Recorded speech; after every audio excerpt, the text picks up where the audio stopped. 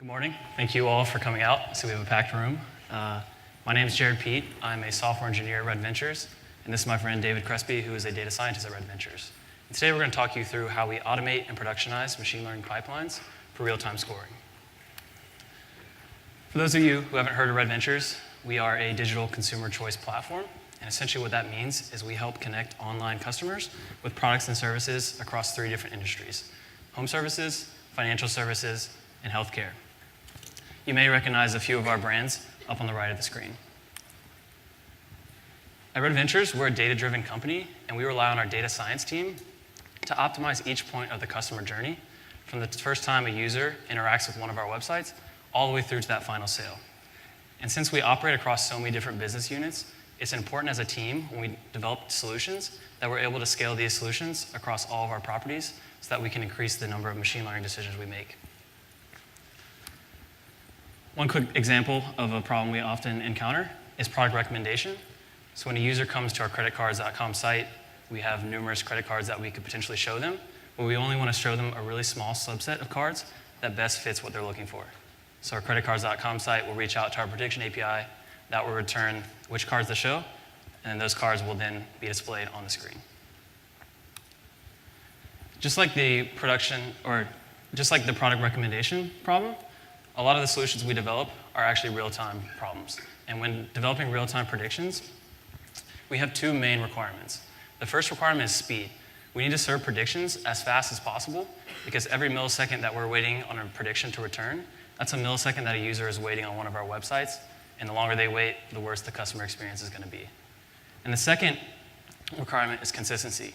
We need to make sure that the logic we use to develop our training set at training time is the exact same logic used at real time when we get the scoring row to actually evaluate the model. And many of these real-time solutions that we develop actually follow a similar process. And we've invested a lot of time over the past year in not only improving the efficiency of each one of these steps, but also reducing the friction between these steps so that they work seamlessly together. And that's actually where we've found the most value and what we're going to talk to you about today. So first, I'm going to walk through our data collection process and then pass it off to David, who's going to talk about how we take that data, build machine learning pipelines, and then deploy those to production. Before I talk about what our current data architecture looks like, I think it's important to show where we've came so that you can realize how we made decisions along the way. And as many of you can probably relate, when we were first starting out as a team, many of our applications were not built with data science use cases in mind. Each of our different business units had their own siloed databases, which was good for them because it allowed them to iterate quickly and independently, but it was not good for data exploration because when a data scientist had to go and get their training set, they had to figure out the nuances between all these different data stores, and it just led to a lot of complications. So the first thing we needed to do was standardize this data and get it into a centralized data warehouse. As you can imagine, this led to an extremely complex spiral web of ETL processes, of which this graphic I don't think does justice. But while this wasn't ideal, we now had all the data in a central location, and we could start building out our data exploration. But if you remember back to our requirement slide, our first requirement was speed. And unfortunately, it could take up to 2 hours for data to propagate from our application databases all the way down through to our data warehouse. And while this is a completely fine time frame for training, this isn't ideal for real time, because I don't know about you, but I'm not going to wait for 2 hours for a website to load. And so to get around that, we had our application teams duplicate that business logic to derive the feature set at scoring time to give an individual row to our prediction, or to our prediction API, where we can then evaluate the model. So now we had speed figured out, but unfortunately, we still had consistency problems. Since we had to duplicate our business logic, this inevitably led to them getting out of sync. And when our business logic was out of sync, this led to data drift, which then led to suboptimal models. So we realized that this wasn't going to lead to future success on our team, and we had to completely rethink our data architecture. So when going through the planning phase, we had 3 main goals in mind. The first goal is we wanted immutable data. We wanted a pin-only data store so that we could view how this data is changing over time, but then also be able to go and look back throughout history and see what a given user's data looked like at a given point in time. The next goal we had was we only wanted to write our business logic once. We didn't want to get back in the same use case or the same problem where we had the duplicated business logic that led to data drift. And then our third goal was we needed to make data available in near real time so that we could facilitate real-time scoring. This ultimately led to us building out an event-driven architecture. So now, instead of us pulling data from these databases, from these different applications, these applications now send these well-defined, fine-grained events to a centralized data pipelines. And these are user events like account created, page viewed, product clicked. And as data flows through our data pipeline, we bifurcate the stream and use Spark structured streaming to write our data in two different places. The first place is Redis, and we bucket the events by user ID. So this Redis instance is optimized for low latency lookups for a single user's events in real time. And then we also write it to our data lake in S3, which allows us to do historical analysis on millions of users' data across many months. And so now, when our data scientists are writing their business logic to derive this training set, this same business logic is going to be used in real time. So when a user comes to our site, we'll look up their events in Redis, get their history of events, run it through business logic to produce that single feature set. So let's zoom in on this business logic rectangle to get a better idea of what it's actually doing. So our data scientists define these reducing functions in Scala, and what they do is they'll take a history of events, smash them together, and produce a single feature set that we can then use for scoring. And we call these projections. To make this a little more concrete, I'm going to walk through a really simple example so you can see how the projection logic and the reducing function actually work in practice. So if you remember back to our credit cards example, we're going to do a really simplified version of that where we only have two cards we could show, a travel rewards card or a cashback card. And this is the feature set that we have to work with. So the first column is just our user ID. Then we have three feature columns. So keyword, the keyword they came in on their search term, the page view count, so the number of pages that they've viewed on our site, and which card we show them. And then we want to optimize for clicks over on the far right, 1 being they clicked on the card, 0 meaning they didn't. So it just so happens that David is in the market for a new credit card, and so he visits our site for the first time. If you remember back to our training set, we had 5 columns, and this is that projection that I talked about earlier. So these are the features that will go into the model. And at the top is his history of events, E meaning events, user events that he's actually performed on the website, and D is decisions. So David comes to our site for the first time. He emits a page view event. So he came to our home page and came from the referral google.com with the keyword airline miles card. So already, we can see what his projection looks like at that point in time. We can fill in the user ID with his user ID. We can fill in his latest search keyword with airline miles card. And then now we can increment his page view count. And then the next event up there, we see that we made a decision. So we took this data, acted on it, and chose to show him a card. His second event, we see that he actually viewed a product. And we can see from the data that he was shown the travel rewards credit card. And so we can automatically just add that to the card shown field and then go on to the next event. In the next event, we see that he actually clicked on the product. So our data scientist built a good model because we were able to get him to click on the card. And then now we can set that clicked Boolean to true. And so tonight, when we go to retrain that model, his projection is just going to be appended to the bottom of that data set, and it's going to be used in the future to help optimize the model as we continue. So I showed you how we get our data set, and then David's going to show you now how we actually take that data set and build machine learning models off of it. Cool. Thanks, Jared. So like Jared just described, this is how we go about getting our data for training and also our data for score time evaluation. So now I'm going to dive into how we actually use it for training and fit our machine learning pipelines in a scalable way. So machine learning pipelines are made up of 2 different concepts that both make up an idea of a stage inside of a pipeline. So a pipeline is a chained series of stages that are either transformers or estimators. And we'll dive right in real fast and talk about what those mean. So if we look at the top graphic here, a transformer, as you may expect, transforms your data in some way.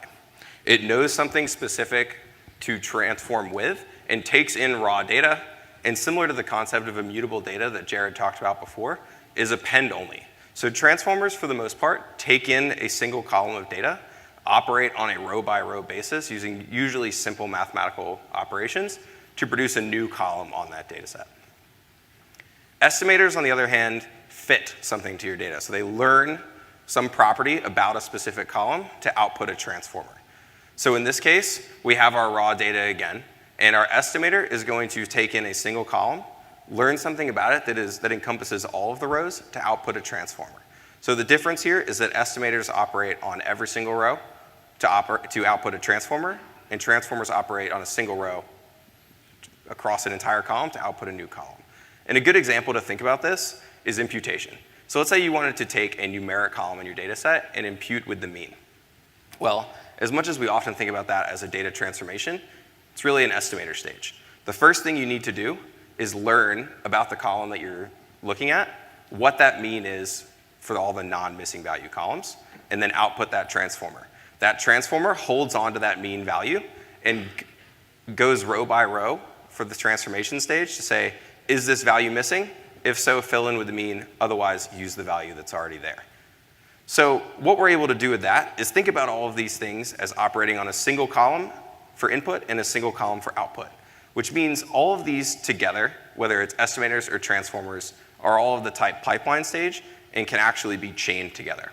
So again, let's look at the top graphic here, and it's a very similar paradigm. If we take that input data and apply, in this case, 2 transformers and then an estimator, we're going to output something called a pipeline model, which a pipeline model is essentially just a transformer, and the pipeline itself is very similar to an estimator. The difference is that they're made up of sub-versions of those same ideas. So in our pipeline example, things will operate in series and then end up transforming your data along the way to feed forward into additional stages. So in our top example here, we may have data transformation, and an estimator. So the first transformer will append that new column.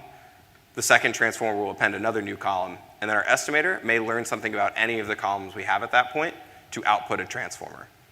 And then when we call transform on our pipeline model in the second graphic here, we take in our raw data and apply all of the transformations to get an entirely new data set appended onto the one we have.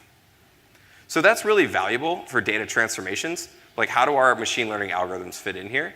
And the answer is really nice in that this slide should look familiar because it's the same one we just looked at, because machine learning algorithms in themselves are just estimators. All they're going to do is look across a single column of your data and learn something between that data and the response that you're trying to predict to perform some sort of fitting. So in this case, let's think about our top pipeline here. Let's say we had 2 data transformations as our transformer, and then our estimator was linear regression. So what we may have here is imputation on 2 different types of columns that are going to feed into our model. And our model here is actually just trying to learn the relationship between our feature vectors and the response that it's trying to predict. So the estimator is going to learn that relationship, and the output of that linear regression is in itself a transformer, which holds onto those coefficients. And then our simple mathematical operation is to multiply those coefficients by our feature vector to get our prediction. So if we look at our bottom use case here, what we actually have is raw data that goes in, is transformed, and then predicted upon to provide full-scale prediction across your machine learning pipeline. So thinking about this is really good for one problem. You can get a pipeline that has a ton of stages in it to go after all the different transformations you need to do for every single column, even if you have a very wide data set. And with the powers of Spark, this will fit eventually. The problem is, how does this scale across many different problems? So the example Jared described was really focused on credit cards and product recommendation. Well, product recommendation is not specific to credit cards at Red Ventures, or even Red Ventures in general. This is a problem that many different companies, and probably many of you in this room, have thought about.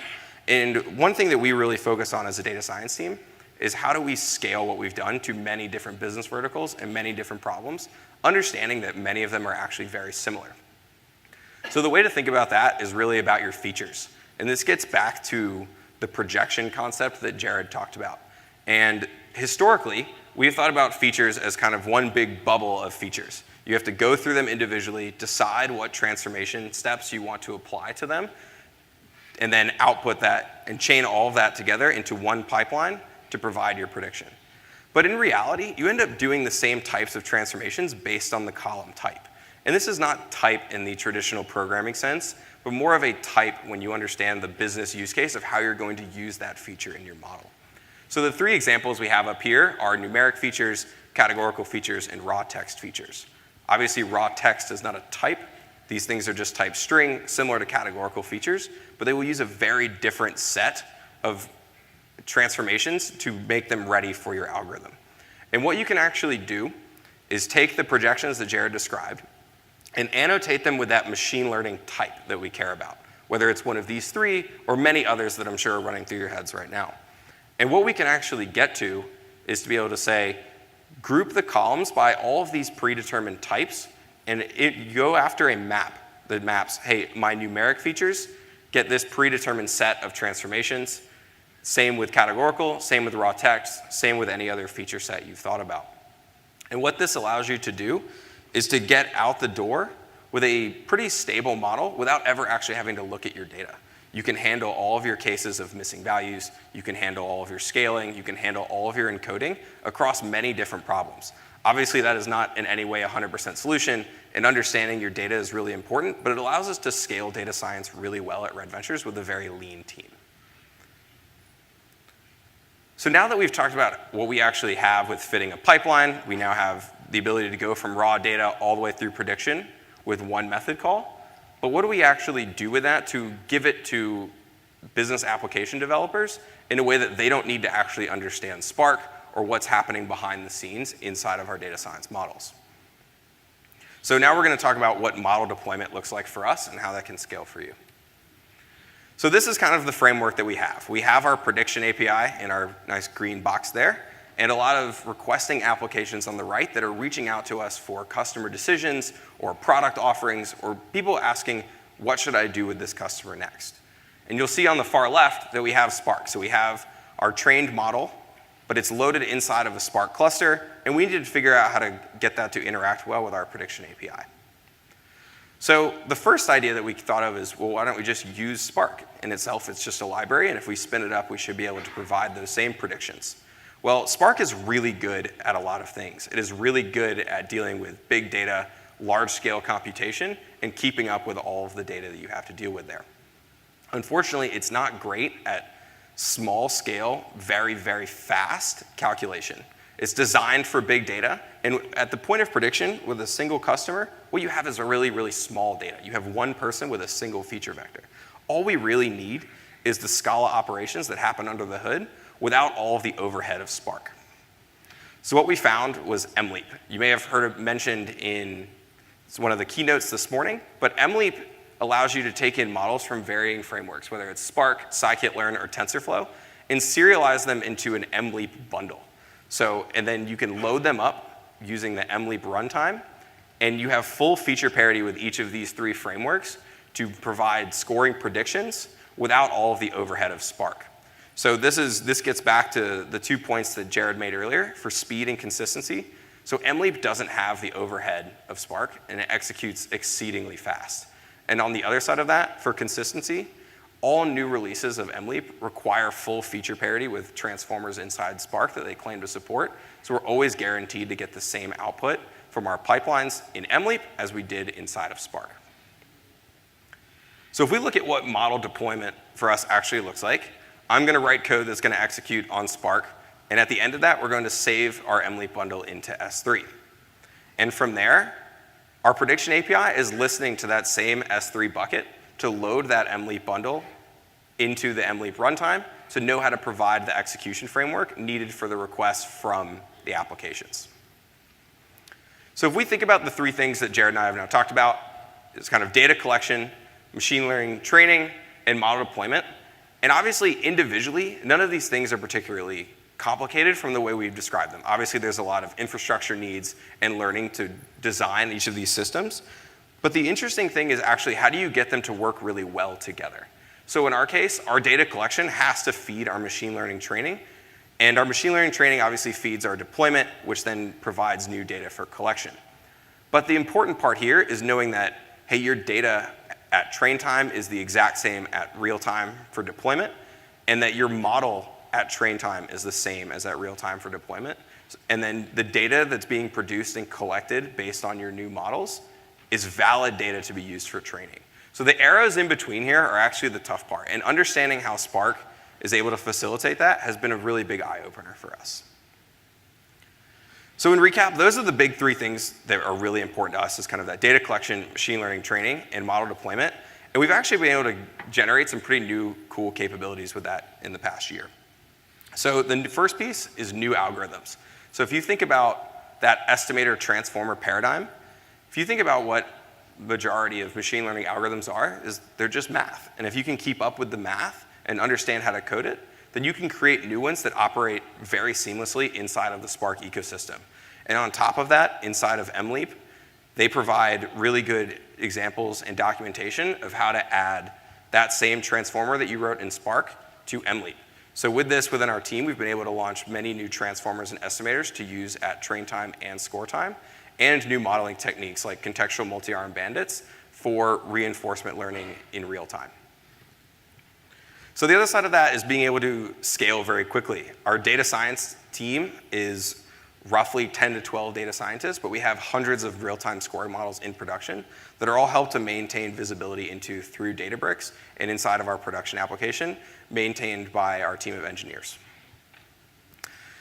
And the really cool thing here is actually just the number of people required to productionize a model. If you think about what this would have looked like a few years ago with the average company, is that it would take the data engineers giving access to the data, many data scientists working on a single problem to understand how it works, working with another team of engineers for deployment, and that lifecycle spirals with every single new model you want to deploy. So what you end up happening is an entire team of people dedicated to one problem, which doesn't scale well at all. And for us, we've gotten that number down to 1. Ideally, one day it gets to 0, but we'll see about that. And really what we have is right now, the data scientist is responsible for the whole thing, and they're able to own that project end to end. They have full access to the data they need through the data process that Jared described. They're all fluent in Spark and have the ability to add new transformers as needed.